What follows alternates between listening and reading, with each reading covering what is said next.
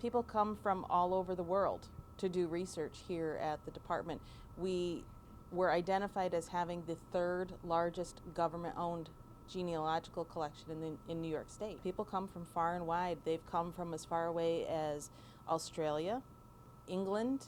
In the United States, they come from California, Michigan, just about every state, I think, people have traveled from to do research here because they can trace their ancestry back here. And we also get people coming to do just local history research, academics that are writing books that come here to do research on, either events or people that were from the Mohawk Valley. The Department of History and Archives was created by resolution of the Board of Supervisors in 1934, and the mission was to preserve and collect old documents that related back to Tryon County and or Montgomery County. So Tryon County was the predecessor.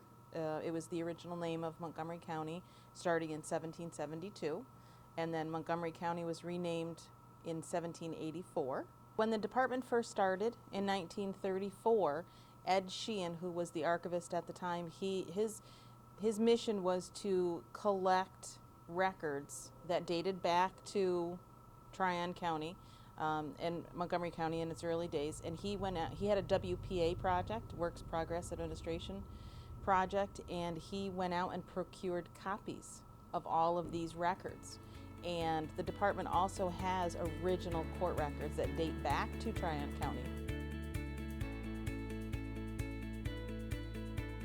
Montgomery County, being part of the Mohawk Valley, is just rich in history and so many areas of the United States history. From the colonial period, the Revolutionary War, there were events that took place here in Montgomery County, like the Battle of Stone Arabia, Battle of Clocks Field, the raids through the valley as the Loyalists were destroy the crops and the homes, to the Erie Canal, to the Underground Railroad, which a lot of people don't realize, that there was activity here, to early industrialization. There's so many facets of history right here in our backyard, and how it relates to national history is just fascinating. I didn't really know that much local history until I started working here. Although my concentration when I went to college was in American history,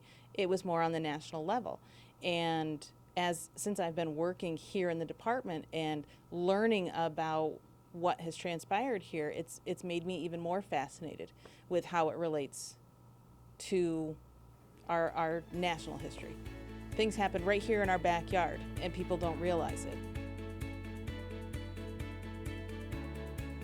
A lot of people migrated through this area on their way westward, either through the Erie Canal or, on the Mohawk River, through the railroads. But this area was identified as the gateway to the west. So any people that migrated westward, they can trace their ancestry back through this area. Because we have such a great collection, which it not only covers Montgomery County, but our records cover other counties as well. People come here to do the research to find remnants of their ancestors within those records.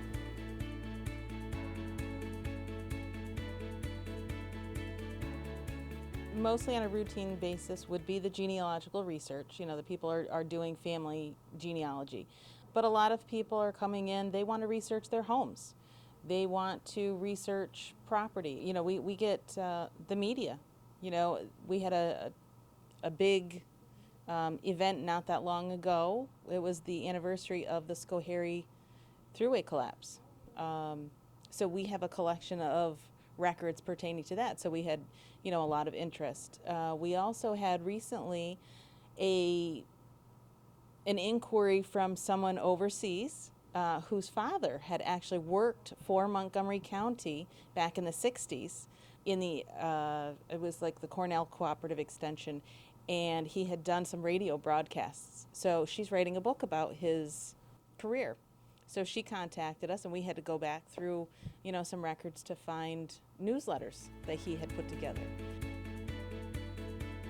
I had a professor from England that contacted me a number of years ago, and she was writing a book about a criminal that she had traced back to this area. So she contacted me and wanted more research. So we went through the records, and she ended up visiting the area, and it culminated in a book.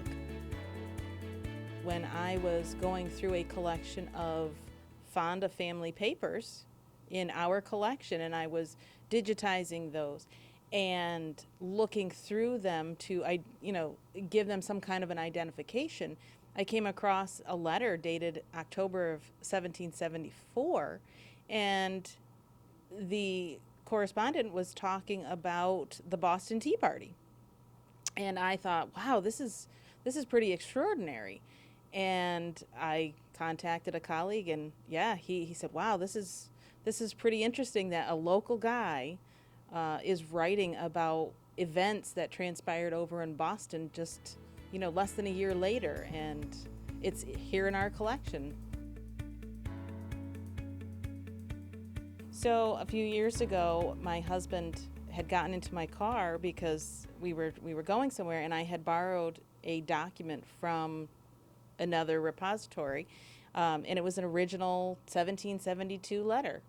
And I take it for granted, because I handle these documents every day, how extraordinary it is for someone else who doesn't see these documents to look at them and to realize what they're looking at, as far as, a document that's 250 years old.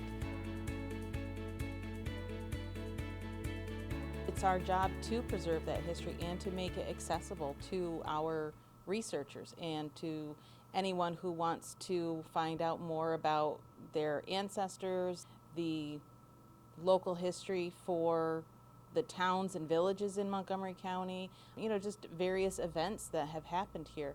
So we need to preserve it in a way so that people will find out about the collections that we have, and to be able to access the information.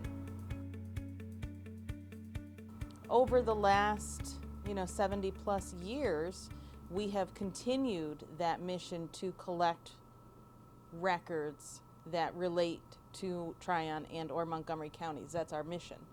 And we have accumulated a very vast collection of church records, cemetery records, county and local histories, published and unpublished genealogies.